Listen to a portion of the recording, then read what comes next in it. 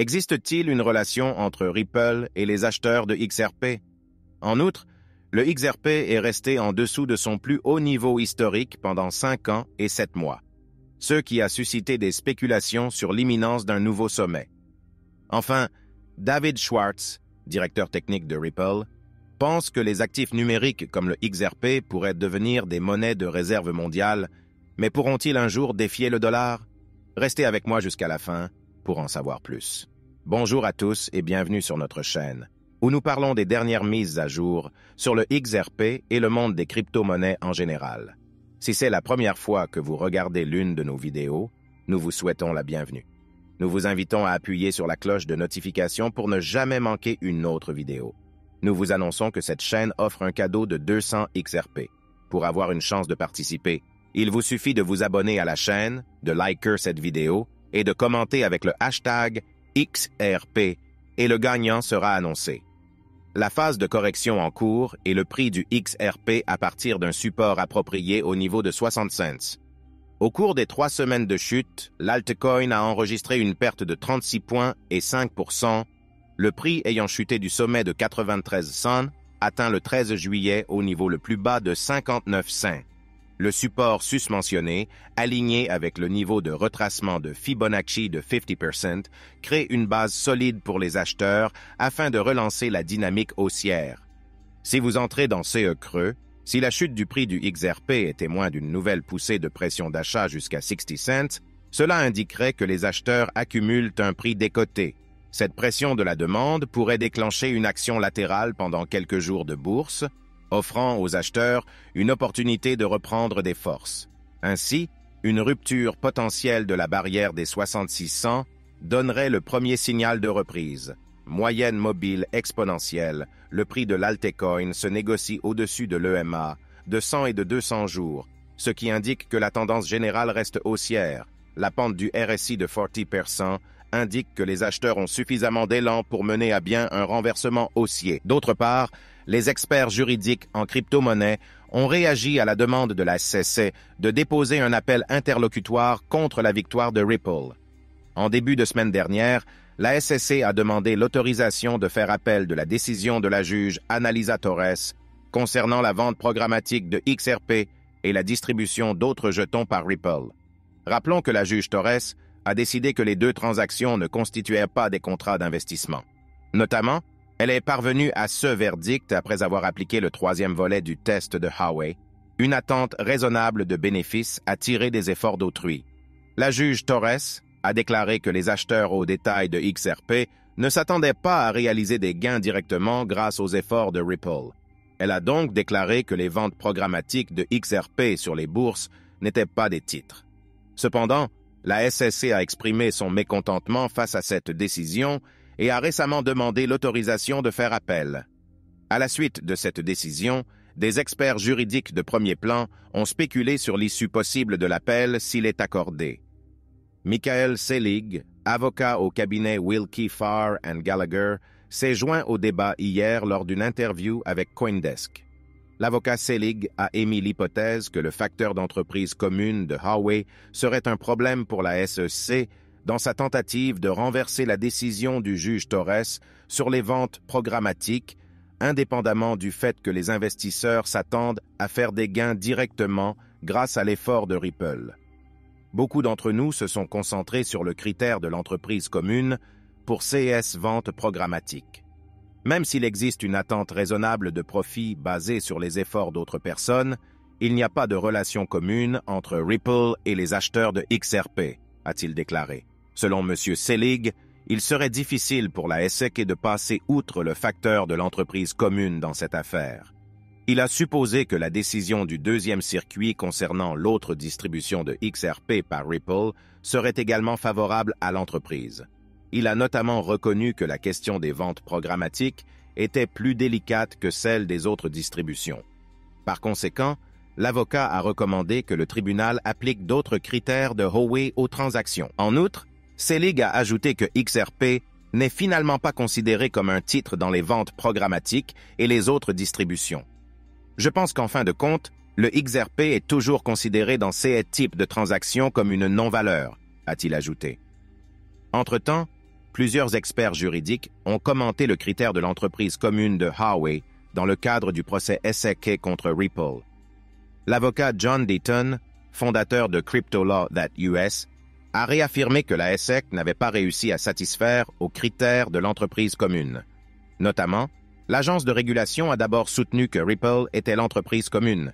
Elle a toutefois abandonné cet argument après que Ripple a prouvé que les détenteurs de XRP ne recevaient aucun intérêt de la part de l'entreprise. Il est intéressant de noter que l'agence a changé de position, alléguant que l'ensemble de l'écosystème XRP, y compris les bourses et tous les détenteurs de XRP dans le monde, est l'entreprise commune. L'argument n'a pas tenu, ce qui a incité la SEC à alléguer que le XRP lui-même est l'entreprise commune. L'avocat Deaton a noté que la SEC n'a pas réussi à satisfaire le facteur de l'entreprise commune. Il a ajouté que l'affaire serait renvoyée même si le deuxième circuit concluait que le juge Torres avait commis une erreur en appliquant le troisième facteur de Huawei à chaque transaction.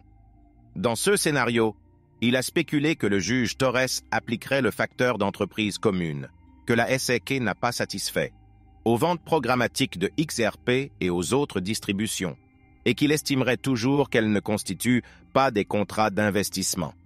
En outre, LiveCoin Watch, une plateforme de suivi du marché axée sur les crypto-monnaies, a récemment publié un rapport sur la durée pendant laquelle plusieurs crypto-monnaies sont restées en dessous de leur valeur maximale historique.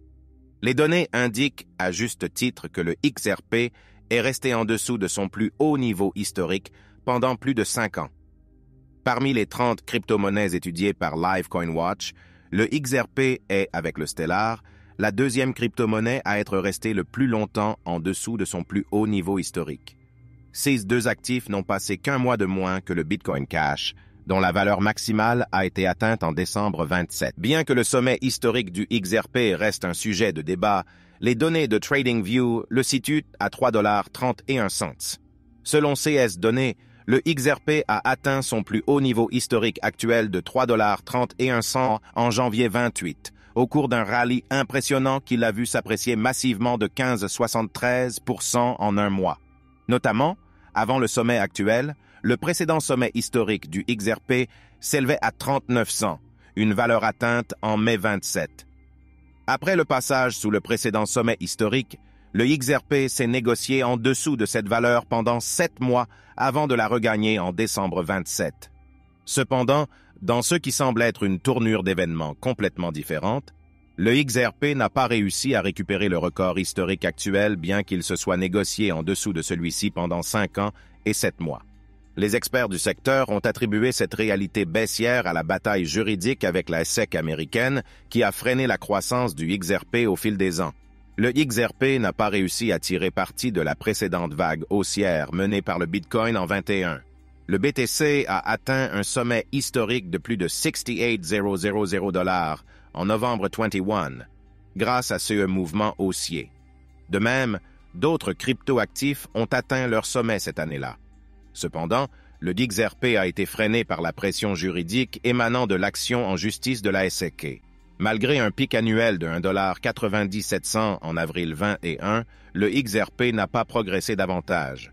À la suite de la décision rendue par la juge Analisa Torres le 13 juillet, le XRP a gagné en clarté réglementaire.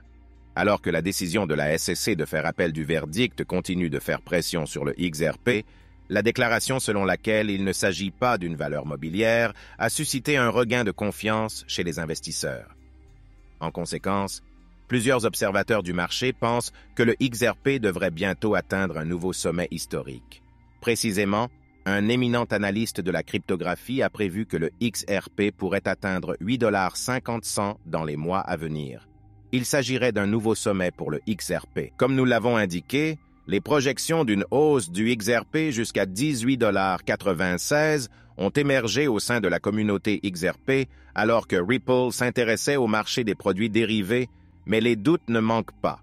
L'avocat John Deaton a également expliqué pourquoi le XRP n'a pas atteint la barre des $1, bien que la pièce ait bénéficié d'une clarification réglementaire dans le cadre du procès opposant la SEC à Ripple. John Deaton pense que le XRP n'atteindra pas un nouveau sommet historique avant le Bitcoin, malgré la clarté réglementaire qu'il a obtenue. Passons maintenant à la grande question du jour. Le XRP peut-il concurrencer l'USD en tant que monnaie de réserve mondiale? N'oubliez pas de vous abonner à notre chaîne et d'appuyer sur la cloche de notification pour être la première personne à recevoir des mises à jour sur les derniers événements concernant le XRP.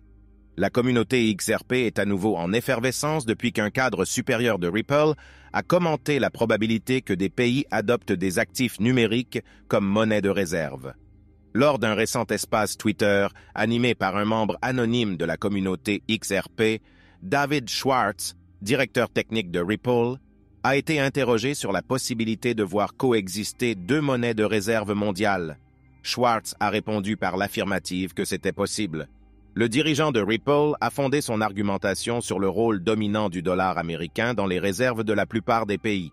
M. Schwartz a fait remarquer que plusieurs nations pourraient être disposées à explorer d'autres options, ceux qui favoriseraient l'apparition d'actifs numériques tels que le XRP. Schwartz a présenté une perspective intrigante sur la façon dont les actifs numériques tels que XRP pourraient potentiellement jouer un rôle dans le remodelage du paysage monétaire mondial. Il a indiqué que son scénario de réussite typique pour les actifs numériques est que les pays commencent à réaliser que le dollar ne peut pas rester la seule monnaie de réserve. M. Schwartz a établi un parallèle avec le secteur bancaire, mettant en avant son expérience en matière d'offres de logiciels de blockchain aux banques. Il a souligné que les petites banques préféraient les solutions logicielles qui n'étaient pas développées par les grandes banques, car ces grandes entités pourraient biaiser le système en leur faveur. De même, il a spéculé sur le fait que les nations pourraient pencher vers une monnaie qui n'est pas sous le contrôle de leurs rivaux politiques. Il a indiqué que ce scénario pourrait être la voie la plus prometteuse pour le succès d'actifs numériques tels que le XRP, qui reste neutre et décentralisé. M. Schwartz a fait remarquer que personne d'autre que l'UE ne veut que l'UE remplace le dollar. Personne d'autre que la Russie ne veut que le rouble remplace le dollar. Personne d'autre que la Chine ne veut que le yuan remplace le dollar. Il pourrait donc peut-être s'entendre sur une monnaie que personne ne pourrait contrôler plutôt que sur une monnaie contrôlée par leur plus puissant rival politique. C'est ce que je considère comme le plus grand scénario de réussite possible pour les actifs numériques. On a demandé à M. Schwartz comment les nations pourraient se mettre d'accord sur un actif numérique particulier. Il a proposé que ces nations soient plus enclines à coopérer si l'alternative n'implique pas le remplacement d'un patron par un autre. Si le choix se porte sur l'absence de patron, vous savez, s'il se trouve que cela enrichit un certain nombre de personnes qui travaillent dans le domaine des crypto-monnaies, je ne pense pas que ce soit un trop grand inconvénient, a-t-il conclu. Nous arrivons donc à la fin de cette vidéo. Si vous l'avez appréciée, aimez la vidéo et n'oubliez pas de vous abonner. Cela m'aide beaucoup avec l'algorithme de YouTube. Partagez également cette vidéo avec le plus grand nombre de personnes possible. Cette nouvelle doit être diffusée partout. Si vous êtes un véritable fan de crypto-monnaies, ne manquez aucun de nos contenus.